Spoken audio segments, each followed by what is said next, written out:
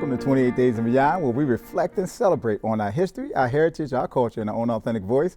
And I'm your host, Alexander Evans, with my co-host, Amari Johnson. What's going on, man? We're going to talk about social media, man. Okay. You play on that thing? You play on social media? Do I play on it like as a game?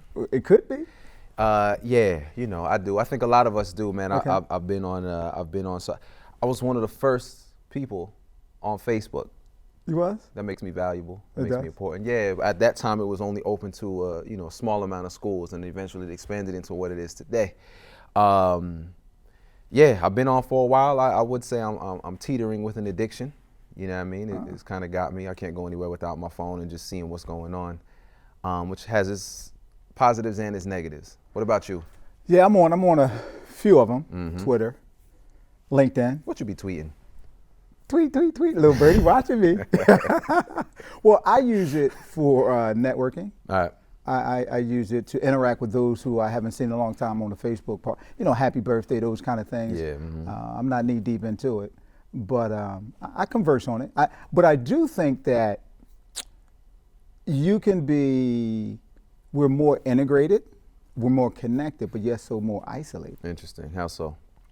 Well, I think sometimes these interactions becomes transactional as opposed to relational. And then the things that you throw out into the ether, as we call it, like you jump out the window without the parachute, you can't retrieve yourself back. So we also got to be cautious on how we communicate, because once you communicate in the written language without the emotional connection, things can be misinterpreted. But at the same time, there can certainly be meaningful and emotional relationships that are built, man. An example that I use is a few years ago, a brother and I started an online show, YouTube, right? And it was really just to speak to the college campus that we were on at the time, but putting it on YouTube and putting it on Facebook kind of expanded it around the country and eventually around the world. So one day we put out the call that we were going on a tour. We were going to go from Austin, Texas, where we were, all the way up to Toronto. And we kind of just said, people, shout us out where you are, we'll come by and see you. Wow. When I'm trying to tell you the outpouring of love when we go through places like New Orleans, Atlanta, Baltimore, DC, people opening up their homes, taking us out to lunch, letting us sleep on their floor or their couch, like that was certainly something that I thought was a real community based off of that initial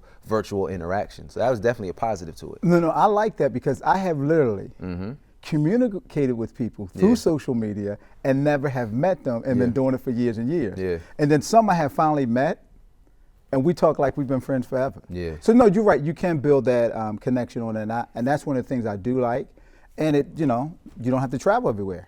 I mean, that's one of the strengths of it, man. You got whatever your most particular interest is, there are people out there who may not be in your immediate city, but there are people out there online who are also interested, and that you can kind of build relationships around that. Obviously, this sort of thing has its positives and its negatives, its ups and its downs, but I think that, that's obviously something you want to be cautious of and aware of, but there's certainly a lot of good that can come out of it. Oh yeah, I think you can communicate faster. It can go international, as you well know, and the influence it can have, and moving, selling, and positioning merchandise, which is really good. Because you about that paper. I'm about that paper. That's what, I mean, yeah, definitely the online, e-commerce is obviously the fastest growing in all of the world, man. I mean, so much so to the point where people are moving away from brick and mortar stores. Not completely, but it's definitely happening, man. But today we're joined by Eva Wilson, who is the founder of SocaMom.com, and we're going to really delve into this whole idea of social media and virtual communities when we come back.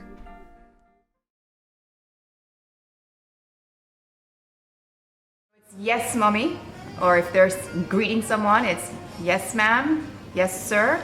Good afternoon. Not hi. Hi is for friends, and I think my kids get that. Correct. Yes, absolutely.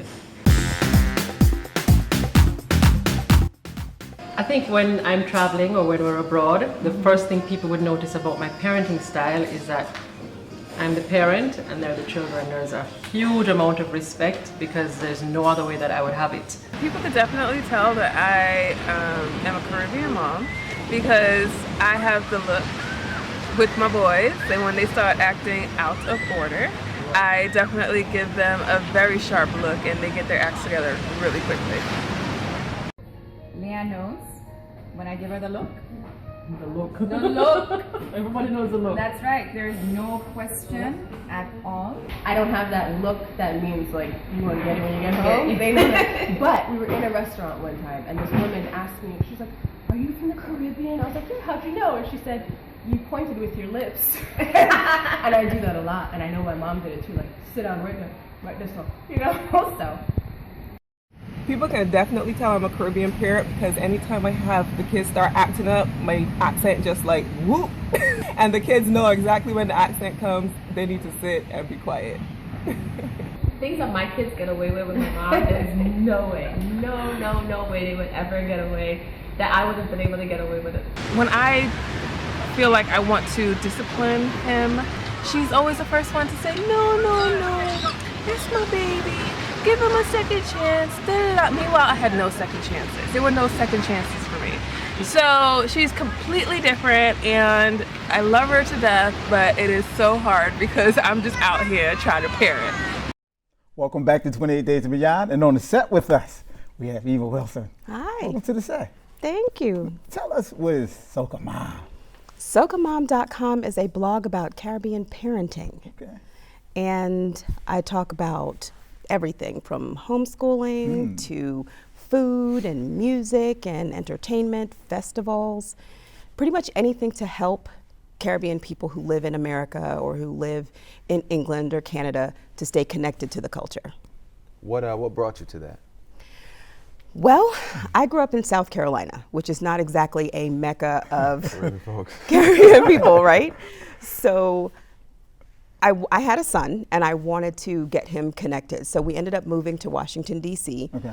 And still, it's one of the communities where you have to know somebody. If you want, I wanted my son to play steel pans. So I'm like, okay, you know, you can't look in the phone book. And at that time, the internet was fairly new. So, you know, there's nowhere to look it up. Nobody's telling you how to find anything. So I said, I'm gonna start a community where all of the things where you have to know somebody who knows somebody, everybody just knows me. And if you know Eva, she can help you get to your steel pan class. She can help you get the best roti in town. She can, Roti? Right. So she can help you get to the festivals, get your costumes, things like that. I like habanero powder too, by the way. Oh, see. We won't go there. Okay. but why did you think it was important to build that community for your son and for yourself as well? When I was growing up, the community ended when I left my door. Okay. Because, like I said, it's not it was Aiken, South Carolina. There's really nobody else. There's hardly a Caribbean restaurant, anything like that. So it was tough when you leave your house that it's completely foreign. It's like other cultures that come to the U.S. where, you know, Hispanic cultures, you might live in a place where you can always go outside and get some food or you hear the music or something like that. I didn't live in that kind of situation. So when I went to my first stateside carnival, I was like, wait, there are hundreds, thousands of people exactly like me that are born in the U.S., but they love curry. They love, you know, some jerk. They love pepper sauce. They have the lunch that, you know, you open up your lunchbox and everybody's like, what is that? You know. So I realized that there already is a community and that we really need to, there's a lot of kids that you want to feel connected to something. And I didn't feel connected to the African American community because that wasn't my experience. My parents had an accent. You know, the food was different. My house looked different. You know, I'd go into my African American friends' homes and they'd have the big spoons on the wall. Everybody could relate to the big spoon on the wall, right? And the picture of Martin Luther King Jr., you know, and Malcolm X, right? That wasn't my house. So I felt like having that kind of connection was important for me. And once I met other people like that, I was like, it's a done deal. But I mean, like, how long, you know, over what period of time did you go about building this community? How did you do it? You know, and were people responsive right away, or did it take time? People were really responsive right away. So the way that it ended up online, I went to a blogging conference before I had the website. And it just so happened that the people running the conference were, there was one from Toronto via Trinidad. There was, her partner was from, I want to say Haiti. And then there was another one, I believe she was from Guyana, not 100% sure, but all three of them were Caribbean American people. And when I told them the idea, they were like, wait, that would be awesome. So, and I met so many other people like that at the conference that were like, you have to do this. You really have to go ahead and do this, because a lot of people won't say what their heritage is because they don't know enough. They feel like they don't know enough to identify.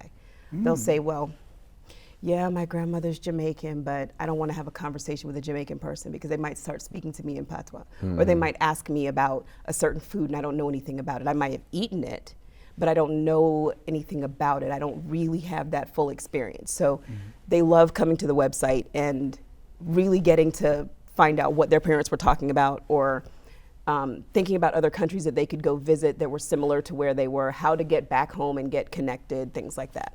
So, so I guess you gauge the temperature. What are some of the other things that you do far as, like from a, if someone wants to find out if a particular person have an expertise in accounting and you want to keep those dollars circulating within your community, do you do such things like that?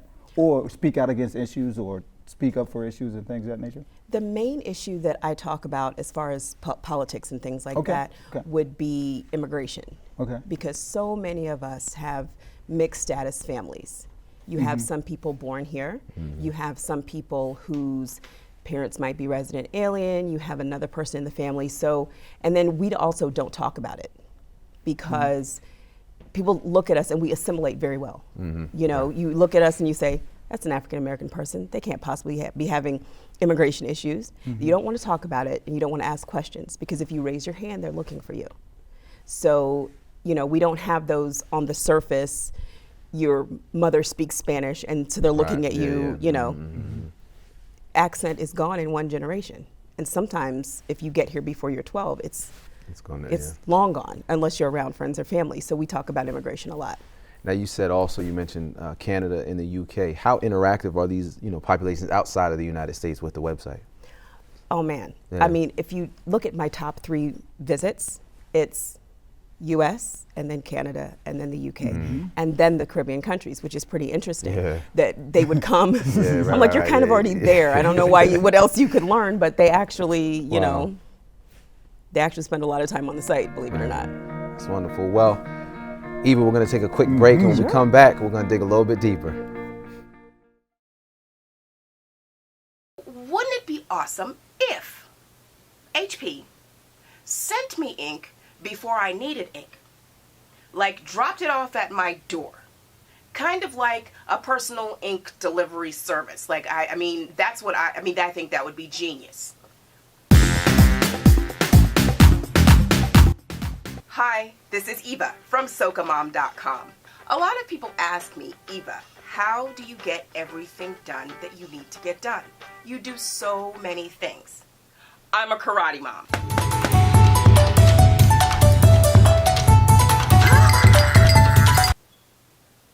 I am also a soccer mom. Oh God. Oh, that smells so bad. Oh. Whoa. I'm also a ballet mom. I am also a jazz mom.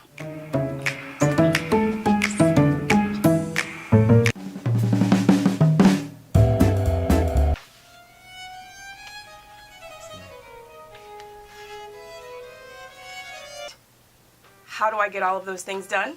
One of the things that all of these activities have in common, I do a lot of printing. So if I do a lot of printing, that means I use a lot of ink. A lot of ink. I have to print for law school, I have to print for homeschool, I have to print permission slips and insurance forms and all of these things that come with being a really busy mom and a blogger and an author and an illustrator. I might be printing from my computer. The kids might be printing their worksheets from my phone. A lot of printing is going on in our house. We do things like this. We make photo strips with the kids. They really enjoy these. As you can probably guess, I don't have a lot of time. So I definitely don't have time to go to the store when we run out of the ink to get more ink.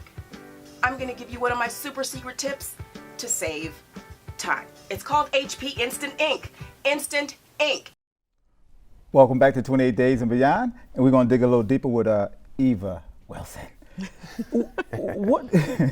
What are some of the politics in your community with this climate that we see right now?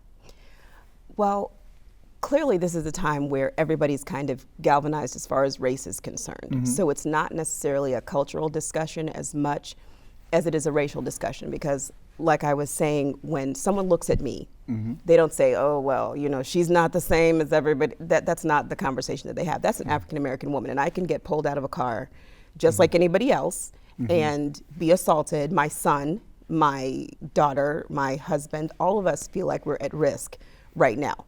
So that is one of the things. Politics is something that has brought everybody together. In the Caribbean community, you know, you have the guys who sit on the porch. I guess in the African American community, it would be the barbershop. Or the corner. Or the corner. But they sit on the porch and they have these very, very deep political discussions.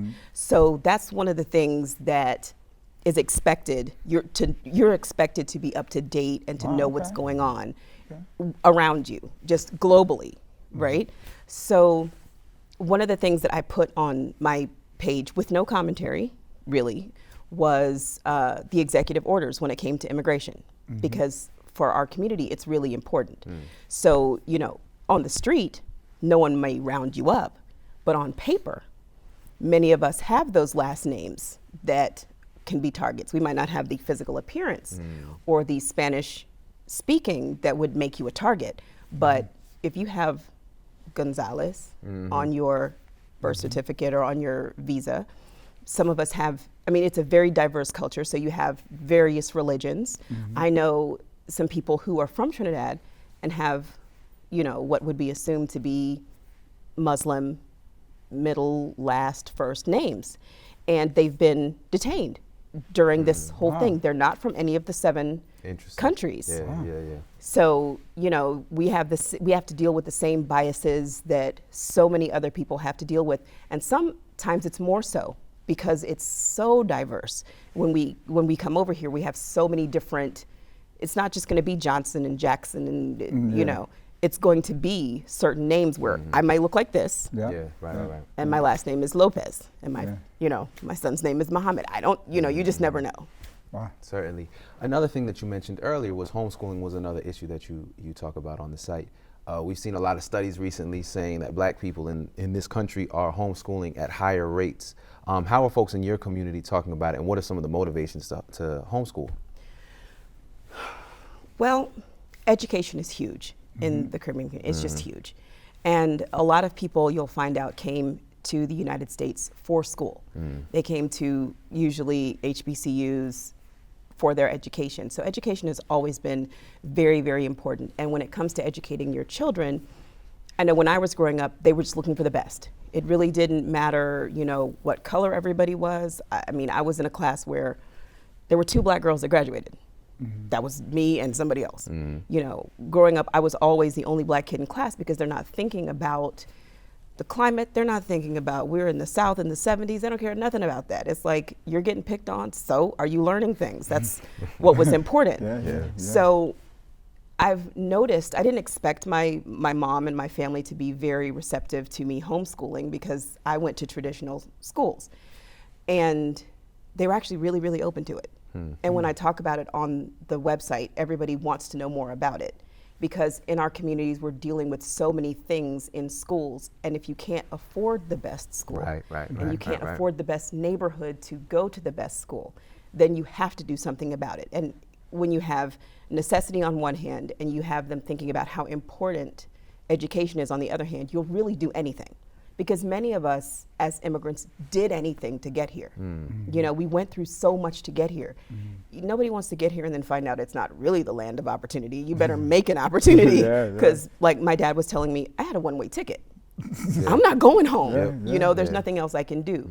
So I think the kind of make-a-way mentality has made homeschooling and other alternative forms of schooling, co-ops, things like that, the Caribbean community is very receptive to that. And I think the black community is very receptive to that with the make a way out of no way. Make a dollar out of 15 cents. That's right. So let me ask you this. How has that positively impact your kids, that education, when it comes to their identity? Because we understand the injustices, like you said, being a minority within those groups and things of that nature, and sometimes it can have a psychological effect. Well, it gives me more time to discuss with them how they're feeling. Okay. Because a lot of times you don't get to sit, you can tell a kid, this is what's going on. Please don't wear a hoodie when you go to the mall. Know what you're gonna buy when you get there, get it and get out. You can tell your daughter, you know, pink hair is cute, but let's not do that, you know. But I have time to talk to them about how they're feeling about that. Okay. And so when we're talking about current events and things like that, I can say, okay, this is what's happening. This is the history behind what's happening. And how do you feel about that? Because in a traditional school, you don't have time for that. Even if you're in a classroom of all one race of people, you don't necessarily have the same experience. And inside my home, all three of them, if they have nothing else the same, they've got that same experience. A very, you know, they get up at the same time in the morning. So they have a kind of like a homogenous view of things already. So we have a nice base to talk about how you are feeling, how we as a family will deal with it, and what our beliefs are. Wow. And how long have you been homeschooling from the beginning, or? Oh no. All right. No.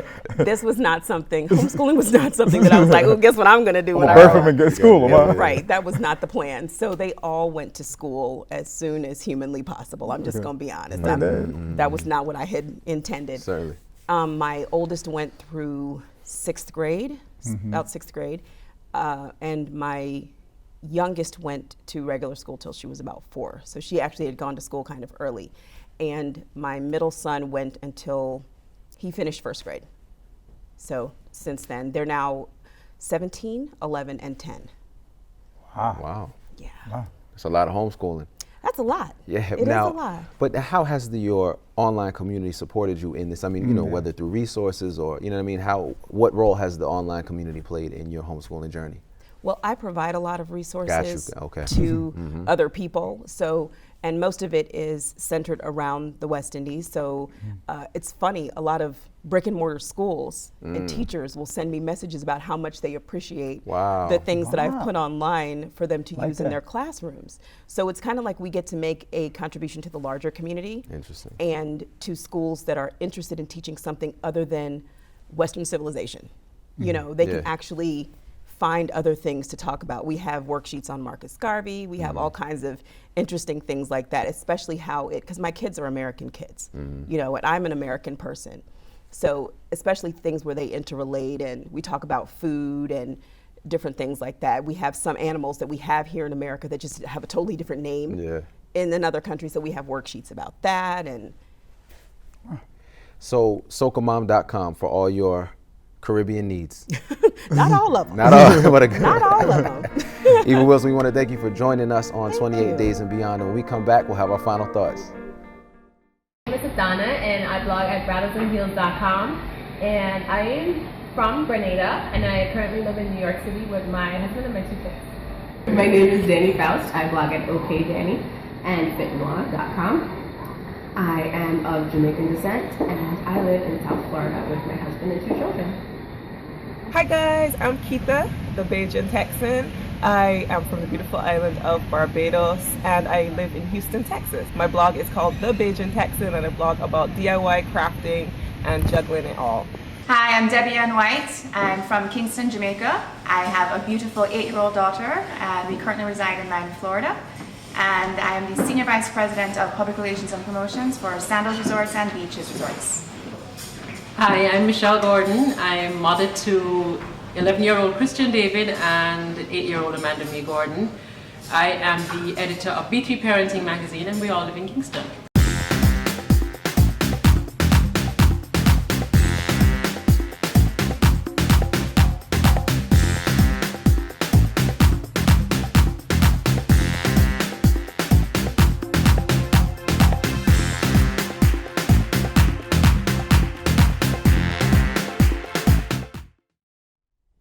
We're back with 28 Days and Beyond with our final thoughts. Good conversation. What are some of the things that came to mind as she was talking about, you know, Soca Moms and how she built that community? One of the things I thought was powerful was this is an international community of people who, you know what I'm saying? So in other words, I think like part of this whole thing about social media is it forces us to reconsider what a community is. You know what I mean? So right, they may not see each other, they may not have these sort of real physical interactions, but they are real in the sense that they're exchanging information and value and so on and so forth. So I thought that was really powerful, man. I mean, especially for it to have grown as quickly as it has, to be international as it is.